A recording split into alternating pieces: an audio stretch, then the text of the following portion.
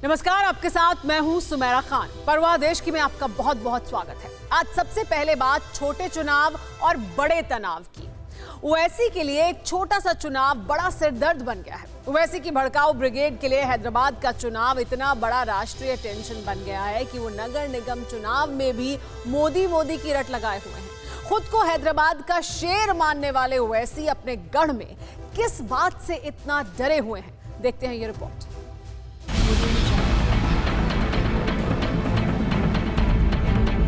BJP की जमानत को सब करेंगे इंशाअल्लाह ताला। तेरे को, तेरे भाई को, तेरा पूरे एमआईएम पार्टी को मेरे जूते के पास लगा दो। नरसिम्हा राव वो मनोज की समाधि में गए, जाओ उन समाधियों को भी निकाल कर फेंक। चुनाव छोटा है लेकिन ललकार बड़ी है। ओवैसी के गढ़ में ये लड़ाई विधानसभा और लोकसभा चुनावों की तरह ही बड़ी और आक्रामक हो गई है। इस छोटे से इलेक्शन बैटल की गूंज दक्कन से दिल्ली तक पहुंच चुकी है। यहाँ तक कि हैदराबाद के चुनाव में बैरिस्टर ओवैसी ने प्रधानमंत्री नरेंद्र मोदी तक को ललकार दिया। ब्रांड हैदराबाद की को बचाने के लिए बीजेपी की जमानत को सब करेंगे इंशाअल्लाह ताला। और बीजेपी की शिकस्त यकीनी है। अरे तुम नरेंद्र मोदी को बुला के कैंपेन करो, चलो पुराने शहर में देखिए क्या होगा। बुलाओ वजीर आजम को, बुलाओ और कैंपेन कराओ, बताएंगे तुमको। ये क्यों बुला रहे इन लोगों को? बुलाओ, तुम्हारा असल जो चेहरा है, बुलाओ मोदी को, बुलाकर मुकाबला कराओ। लगाओ मोदी की मीटिंग है, देख लो कितनी सीट तुम जीतते यहाँ पर। बिहार चुनाव में मिली कामयाबी के बाद ओवैसी के तेवर पहले से आक्रामक हो गए हैं। भड़काऊ भाईजान ने ग्रेटर हैदराबाद नगर निगम चुनाव को लेकर पूरी ताकत झोंक दी है और बीजेपी पर चुन चुन कर वार कर रहे हैं। बीजेपी को अगर आप बोलेंगे कि तुम पाकिस्तान, टेररिज्म, मुसलमान, इस्लाम, ये 5 चीजें मत बोलो, तो वो लोग बोलेंगे भाई साहब पार्टी के साथ चलेगी, खत्म हो जाएंगे। हैदराबाद के नगर निगम चुनाव को लेकर ओवैसी क्यों घबराए हुए हैं? क्या ओवैसी को इस बार अपने गढ़ में भगवा झंडा लहराने का डर सता रहा है?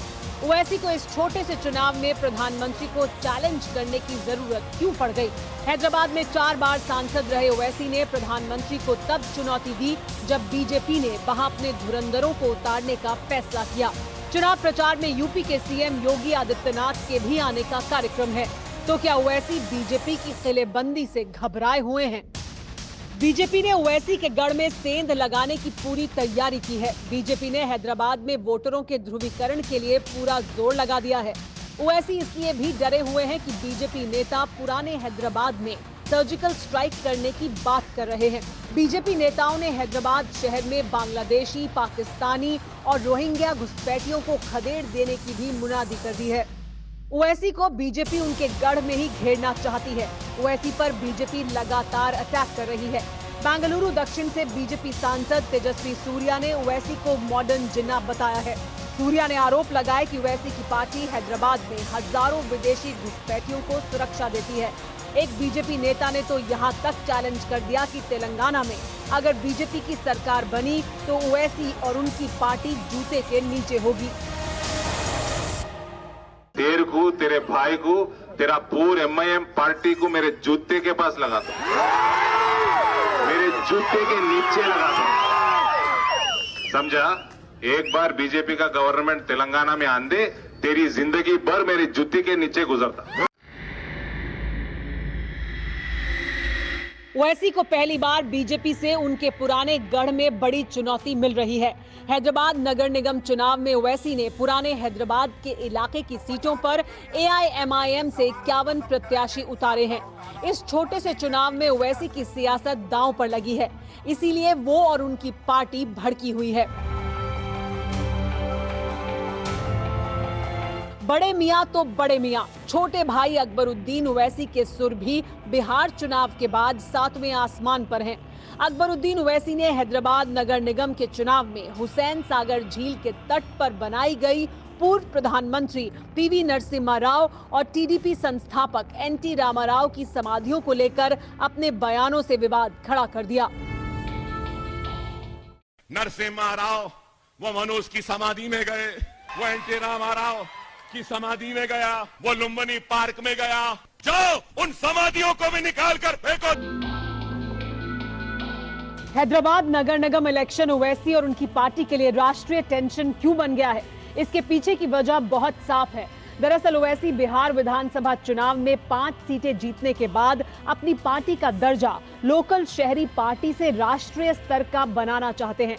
इसलिए वो और उनकी पार्टी के नेता हैदराबाद नगर निगम चुनाव को इस बार बड़ी चुनौती के तौर पर देख रहे हैं। लेकिन बीजेपी के बड़े नेताओं के हैदराबाद आने से ओवैसी को अपना हैदराबादी किला दरकता दिख रहा है। मेरे आने के पहले ये कहा गया कि गली के चुनाव के लिए राष्ट्रीय अध्यक्ष आ रहा है। हैदराबाद गली है। 74 lakh voters, 5 Lok Sabha seats, 24 Vidhan Sabha and more than 1 crore population. और ये इनको गली दिखती है। और अगर आपको दिखती है तो आपको दिखे, हम आपके भ्रष्टाचार को नस्तो नाबूद करने के लिए हर जगह जाएंगे। इस बात को आपको ध्यान रखना चाहिए और उसको लड़ाई लड़ेंगे और फ्रंट से लड़ेंगे। अगले साल बंगाल में भी विधानसभा चुनाव होने हैं। ओवैसी की नजर बंगाल पर भी है। ओवैसी बंगाल में ममता बनर्जी के साथ मिलकर चुनाव लड़ने की पेशकश भी भेज चुके हैं, लेकिन उससे पहले उनके लिए हैदराबाद का गढ़ बचाना चुनौती है। न्यूज़ टॉप 9 रोज सुबह 7 बजे और शाम 7 बजे सिर्फ TV9 भारतवर्ष पर।